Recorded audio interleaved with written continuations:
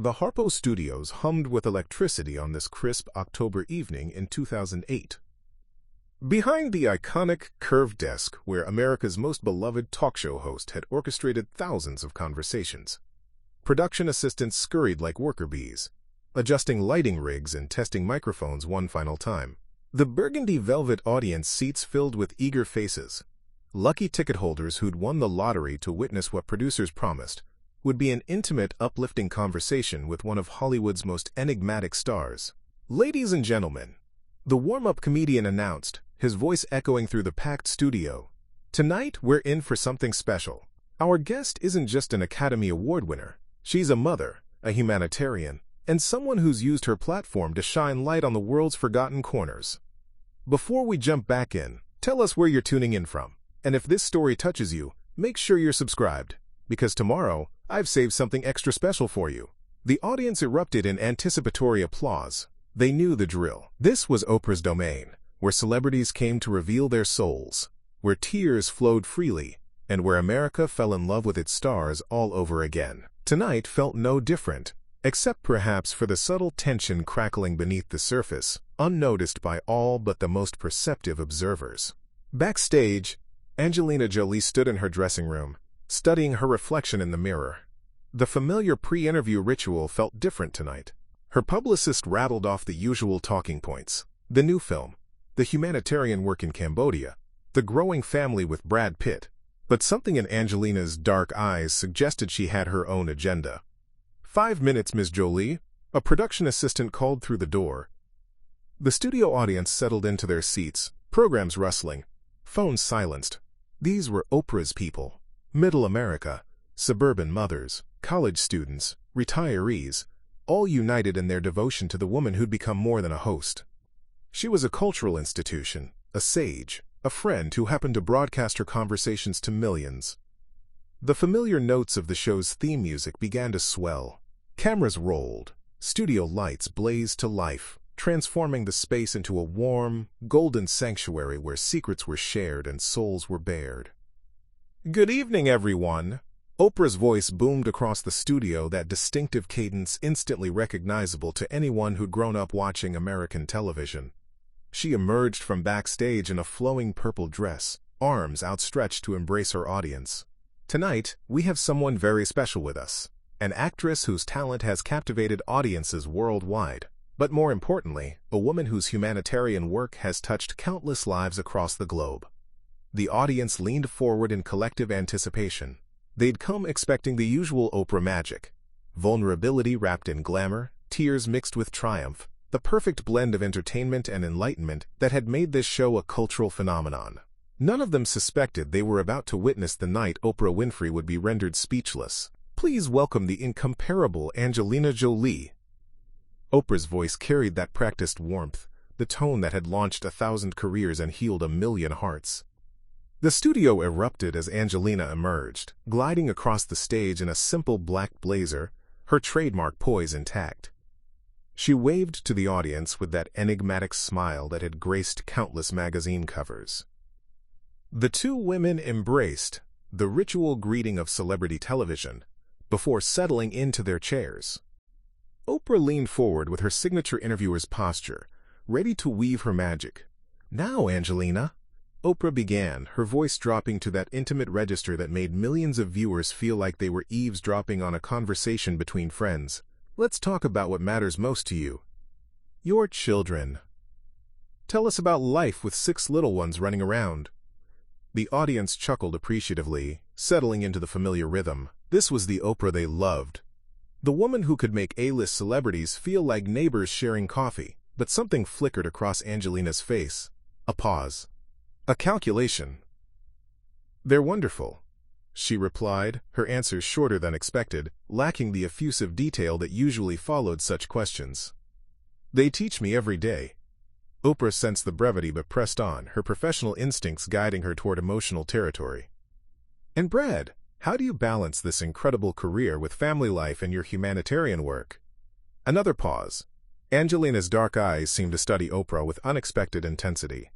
"Balance," she repeated slowly, as if testing the word's weight. "Is that what we're calling it?"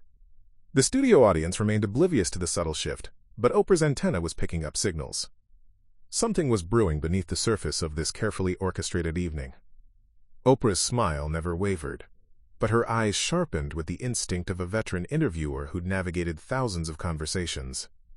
She pivoted smoothly, trying a different approach. "Your humanitarian work has taken you to some of the world's most challenging places," Oprah said, her voice taking on that reverent tone reserved for serious topics. "Cambodia, Afghanistan, Syria.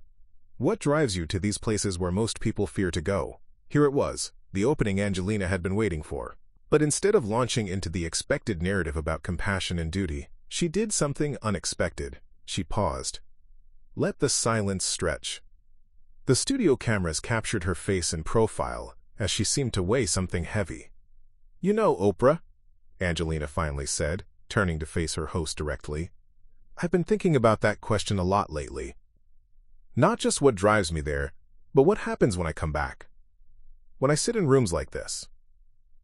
The audience sensed a shift in energy, though they couldn't quite place it. Oprah leaned forward, her interviewer's instincts telling her this was the moment. The crack in the facade where real emotion would pour through. This was her specialty, drawing out the tears, the breakthrough, the cathartic moment that would have viewers reaching for tissues. "Tell me more about that," Oprah encouraged, her voice dropping to that whisper-soft register that had coaxed confessions from countless celebrities. But Angelina didn't cry. She didn't break. Instead, she seemed to grow more focused, more present. "I think about the stories I've been told to tell," she said slowly, each word deliberate. "The way we package pain for consumption, the way we perform our lives for cameras." A murmur rippled through the audience. This wasn't the script they'd expected. Where were the heartwarming anecdotes, the inspirational moments, the carefully crafted soundbites that would play beautifully in promotional clips? Oprah felt the ground shifting beneath her, but she was Oprah Winfrey. She'd handled political figures, controversial authors, difficult guests. She could steer this ship back to safer waters. "That's such an interesting observation," she said, her voice carrying just a hint of caution now. "But surely there's value in sharing these experiences, in helping people understand." "Is there?" Angelina interrupted gently, but the interruption landed like a thunderclap in the studio. Guests didn't interrupt Oprah. Not on her stage, not in her house. The air in the studio suddenly felt thinner. Oprah's perfectly practiced smile flickered, just for a nanosecond, but the cameras caught it. In the control room, producers exchanged glances. This wasn't in the pre-interview notes. Angelina shifted in her chair, turning to face Oprah fully. Her voice remained calm, measured, but there was steel underneath. "I have a question for you, Oprah, and I hope you'll answer it honestly." The audience held its collective breath. Something was happening here that transcended the usual celebrity chat. Even the most casual viewer could sense they were witnessing something unprecedented. "Of course," Oprah replied, her media-trained instincts kicking in, though her eyes betrayed a flicker of uncertainty. Angelina paused, letting the moment build. The studio lights seemed harsher suddenly, the burgundy set less warm. "Why do so many powerful figures, including you, shy away from uncomfortable truths when the cameras are on?" The question hit like a physical blow. The studio audience gasped, an audible, sharp intake of breath that the boom mics picked up perfectly. Someone in the third row whispered, "Oh my God." Oprah Winfrey, the woman who had stared down presidents, confronted authors about fabricated memoirs, and navigated every conceivable television crisis, froze. Her mouth opened slightly, then closed. Her hands, usually animated and expressive, went still in her lap. The silence stretched. 5 seconds. 10. 15. An eternity in television time. In the control room, a producer frantically whispered into his headset, "Should we cut to commercial?" But the show's director, sensing television history in the making, held up a hand. The cameras kept rolling. Oprah blinked. Once. Twice. For the first time in her legendary career, America's most famous interviewer was completely, utterly speechless. The woman who had built an empire on conversation had no words. The audience sat frozen, witnesses to the impossible. Oprah Winfrey had been rendered mute by a guest's question. The silence expanded like a living thing, filling every corner of Harpo Studios. In the audience, a woman clutched her program so tightly it crumpled. A college student leaned forward in his seat, phone forgotten in his pocket. This was bigger than any social media post. Oprah's face, normally animated with empathy and understanding, had gone eerily still. The woman who could make grown men weep with a single question, who had coaxed confessions from presidents and pop stars alike, sat motionless. Her eyes, those famous eyes that had gazed into America's soul for decades, seemed to be looking inward now, processing something she'd never encountered before. 20 seconds of silence. In television time, it might as well have been 20 minutes. The audience began to shift uncomfortably. Nervous energy rippled through the rows like electricity. Someone coughed. Another person's seat creaked. A woman in the back row whispered urgently to her companion, "What's happening?" In the control room, the executive producer grabbed his headset. "Get ready for commercial," he hissed. But before anyone could move, Oprah raised her hand. A subtle gesture, barely perceptible, but unmistakably a signal to wait. Angelina sat perfectly still, her dark eyes never leaving Oprah's face. She wasn't gloating or smirking. If anything, there was compassion in her expression, as if she understood the magnitude of what she'd just done and felt the weight of it. The cameras continued to roll, capturing every micro-expression, every bead of perspiration on Oprah's forehead under the hot studio lights. This wasn't the polished, controlled Oprah that America knew. This was something raw, unfiltered, human. A baby cried somewhere in the audience, the only sound breaking the suffocating quiet. Even that seemed too loud, too jarring for this suspended moment, where two of the world's most powerful women faced each other across an impossible question. Finally, after what felt like an eternity, Oprah drew in a slow, deliberate breath. Her shoulders lifted slightly, and something shifted in her posture, the master interviewer reasserting herself. When she spoke, her voice was quieter than usual, stripped of its typical theatrical warmth but steady. That's a fair question," she said, each word carefully measured. "And it deserves an honest answer." The audience released a collective exhale they didn't realize they'd been holding. Relief washed over the studio. Oprah was back, their anchor in this strange storm. But Angelina wasn't finished. "I've sat in dozens of these interviews," she continued, her voice gentle but relentless. "Watched myself and others dance around the edges of real conversation. We talk about our pain, but only the acceptable kind. The kind that sells books and movies and inspires hope." Oprah nodded slowly, her media instincts warring with something deeper. "You're talking about responsibility," she said, finding her footing. "The responsibility we have when we have a platform this size. How we use stories. How we use people," Angelina corrected softly. The interruption was gentler this time, but it landed just as powerfully. A murmur rippled through the audience again, some nodding in recognition, others shifting uncomfortably. This wasn't the feel-good television they'd signed up for. Oprah's eyes flashed, not with anger, but with recognition. Here was someone who understood the weight of influence, the impossible balance between authenticity and accessibility. "So what would you have us do?" she asked, leaning forward now, genuinely engaged despite herself. "Tell the whole truth," Angelina replied simply. "Not just the parts that inspire, the parts that disturb, the parts that make people turn off their televisions." The studio fell quiet again, but this was a different silence, charged with possibility rather than shock. Oprah straightened in her chair, and for the first time since Angelina's initial challenge, she looked like herself again.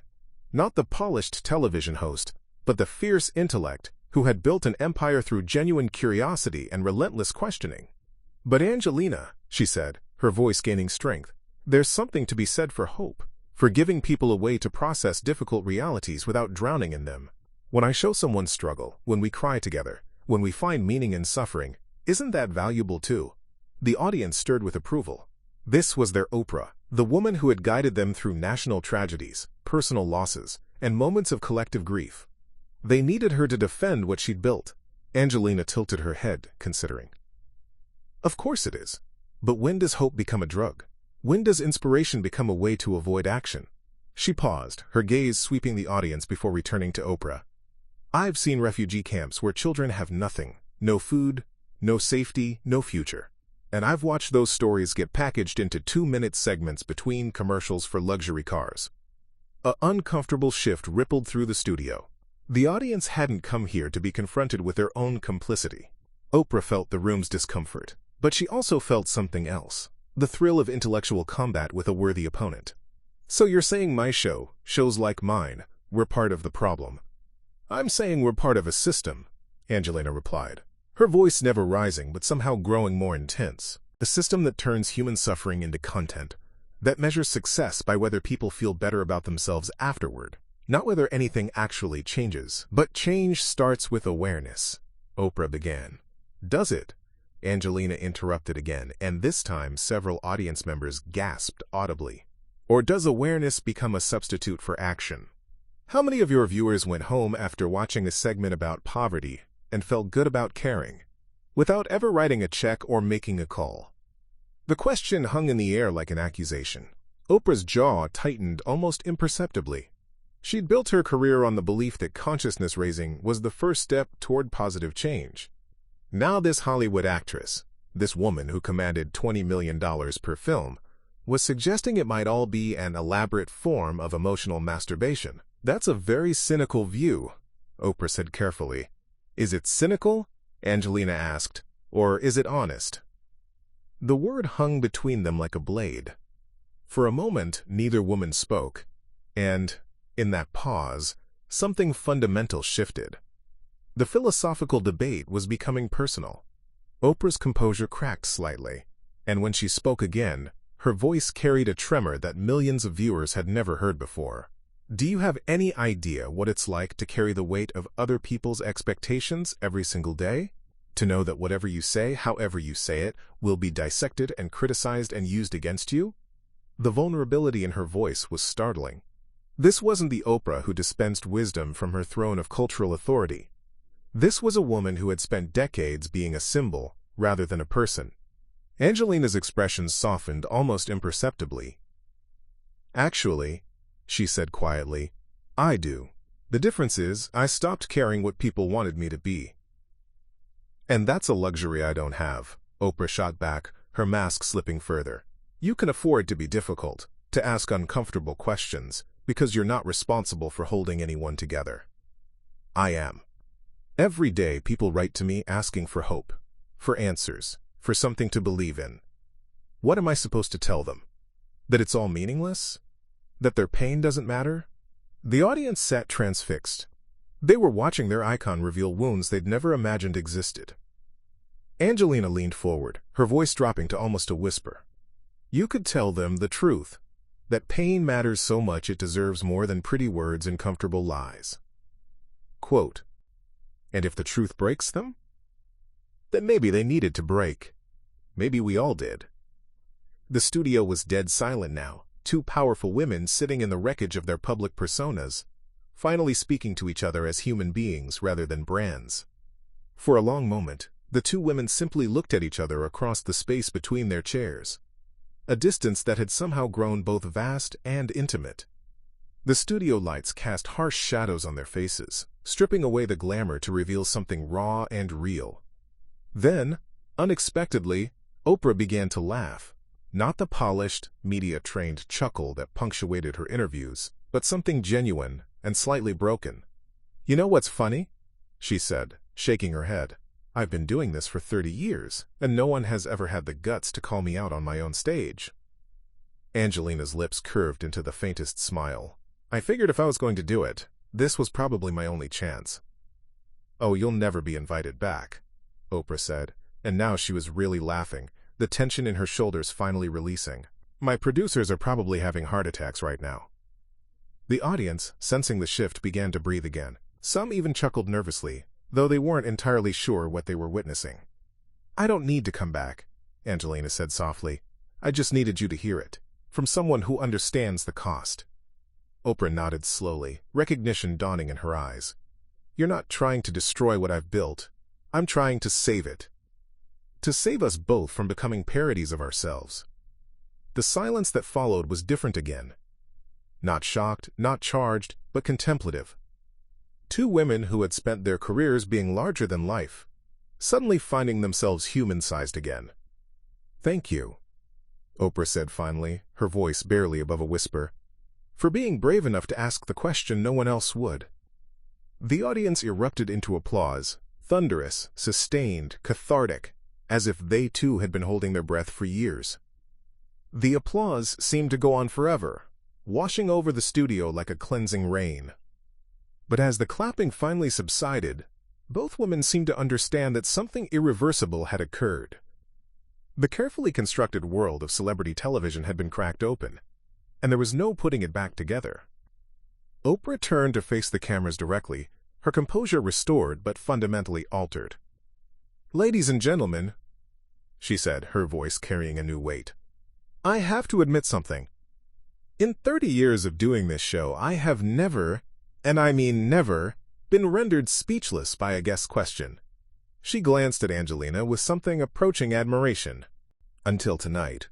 Angelina smiled, but there was no triumph in it. "I hope I didn't ruin your evening," she said to the audience, her tone genuinely apologetic. "But sometimes the most important conversations are the most uncomfortable ones." "No," Oprah said firmly, shaking her head. "You didn't ruin anything. You gave us something rare. You gave us truth." She paused, looking directly into the camera with an intensity that made viewers at home lean forward. "And maybe that's what we've been missing. Not inspiration, not hope, just honest conversation between real people." As the show wrapped and the credits began to roll, neither woman could have predicted what would happen next. Within hours, clips of the interview would explode across social media. The moment of Oprah's stunned silence would be replayed endlessly, dissected by cultural critics, and debated in coffee shops and newsrooms across the country. Some would praise Angelina as a fearless truth-teller who had exposed the hollow spectacle of celebrity culture. Others would condemn her as ungrateful and disrespectful, arguing that she had ambushed a beloved icon in her own house. Twitter would fracture along predictable lines. #AngelinaTruth versus #RespectOprah. But in the studio that night, as the lights dimmed and the audience filed out in animated clusters, something simpler and more profound had occurred. Two of the most powerful women in America had dropped their masks and spoken to each other and to the world as flawed, searching human beings. Backstage, as makeup artists removed their television faces, Oprah found Angelina in the corridor. "You know," she said quietly, "I haven't felt that alive in an interview in years." Angelina nodded. "Maybe that's the point. Maybe we all need to feel a little more alive, even if it's uncomfortable." Outside Harpo Studios, the Chicago night was crisp and clear. Inside, two women had changed the conversation forever, not with answers, but with the courage to ask a question that no one else dared to voice. The day Angelina Jolie made Oprah speechless would become legend, but more importantly, it would become a reminder that even in a world of carefully crafted personas, truth still had the power to stop time. The cameras had stopped rolling, but the conversation was just beginning. Up next, you've got two more standout stories right on your screen. If this one hit the mark, you won't want to pass these up. Just click and check them out. And don't forget to subscribe and turn on the notification bell so you don't miss any upload from us. Quote.